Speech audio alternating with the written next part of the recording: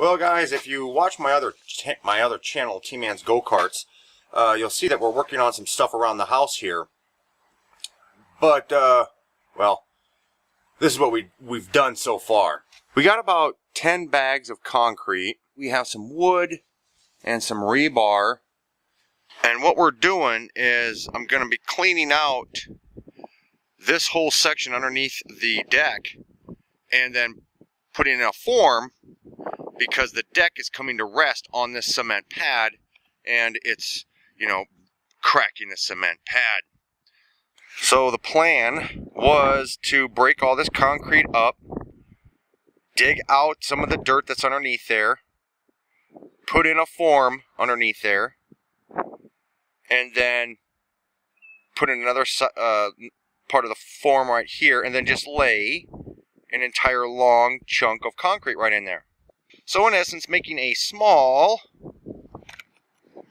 one of those things down there. See the retaining wall right there? Yeah, making a small one of those underneath to support the deck. But in my endeavor of busting this concrete apart, I came across that. You see that steel in there? Well, looking closely, see where the crack is at? And it goes straight up. So we have an entire area that's pretty well square, which is kind of odd. And then I also noticed we've got the same thing right there. Now that's angled because the concrete angles. If you know what those things are, what they did apparently is when they laid this concrete, they stuck in one of those grates. Well, probably a few of them. We probably have a grate right here. There's one right here. And they probably have two laid right here.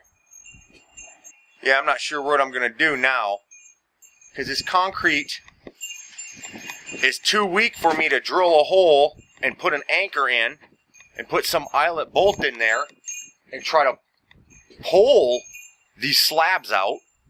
That's what I'm thinking I'm going to have to do. So what I'll probably have to do is, because I don't know if a concrete cutter will go through this kind of grating. I mean, that's a lot of steel right there that's got to cut through. So the only thing I can think of is dig out around these chunks of concrete with a shovel, try to get up underneath it, put some type of straps or cabling underneath it, and pull them out with the truck. But I don't know, because we got to get this whole slab, or at least these chunks out of here. We got to get all that out before we can lay this stuff. So you can see my spray painted line where I planned on breaking the cement all up until I got to that point, and then I started noticing that. I'm like, oh crap. Yeah, so I'm not really too sure what to do, because we don't have the money. The money is not there for us to hire people to come in. It's just not there. So we have to do it ourselves. And the only thing I can think of is bust up as much as I possibly can and then use my truck to pull all that out and stick it somewhere. Of course, those are going to be some pretty big chunks of concrete. And that's not something you can really easily maneuver around. And that's where we're at with the garden right there. We got the fence line around it and put plastic in between. That green that you see is rhubarb, and we put plastic around it because for some reason the weeds, I mean, we sprayed around that rhubarb so well and the weeds just keep coming. So I'm just like, we sprayed and then we tilled it and then we put plastic over it. So hopefully that'll keep the weeds down. We're sick of putting down the black paper and, you know, wood chunks and all that other kind of crap, you know. So it's like, just put plastic over it and just kill everything that's on the ground there, because we're sick of dealing with it. And then we're going to be planting corn and stuff like that in the other side there where you see the red striping. Yeah. Yeah, so I'm going to edit this thing and put it up on this channel. If you have any ideas on what I can do with that concrete, let me know. Because they're you know, hiring somebody to come in with some concrete saw and cutting through all that crap is completely out of the question. We can't afford that. So we got to figure out something else.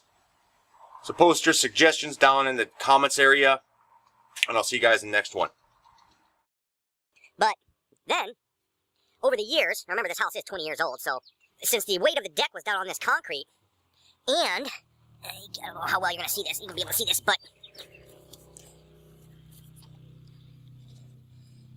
if you can see the foundation, the barrier that they put up with wood, the ground has eroded away and started to cave in and push all that wood out here. You can see the light right there, and what was happening is that while this was all caving in, it was creating a hole underneath the cement, so the cement no longer had any support underneath it.